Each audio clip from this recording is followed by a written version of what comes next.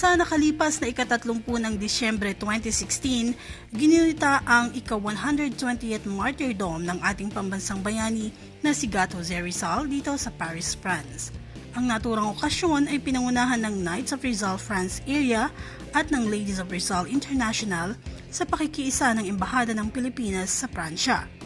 Bagamat naitalaman sa -4 ang temperatura ng panahon, isinagawa pa rin ang flag raising sa loob ng conference hall ng embahada na pinangunahan ni Lady Vilma Lirit ng Ladies of Rizal International na sinundan naman ng maikling talumpati ni Maginoong Jessie Sharif Umali, KCR Knights of Rizal France Area Commander, at ni Consul General Ailen Minjola Rau na sila rin ang nanguna sa wreath-laying ceremony sa busto ni Dr. Jose Rizal sa harap ng konsulado.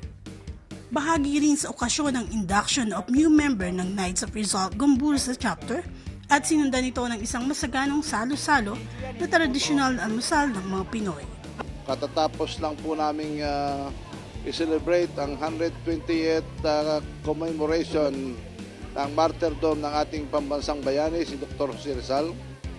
At successful po at nakiisa po ang lahat at ipinagkaloob po sa amin ng embahada ang kanilang full support para sa okasyon na ito at lahat po ay naging matagumpay. Sa ika-120 anibersaryo ng kamatayan ni Gat Jose Rizal, kami sa Philippine Embassy sa Paris ay masaya at nakikipag-cooperate po sa Knights of Rizal na kung saan bilang kaisa-isang organisasyon na kinreate under Republic Act po,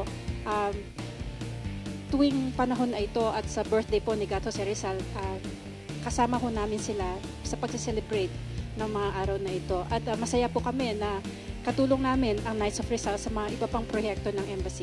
Mula sa Paris, France, Odi Galasao Pavlich, naghahatid ng Balitang Pinoy Abroad.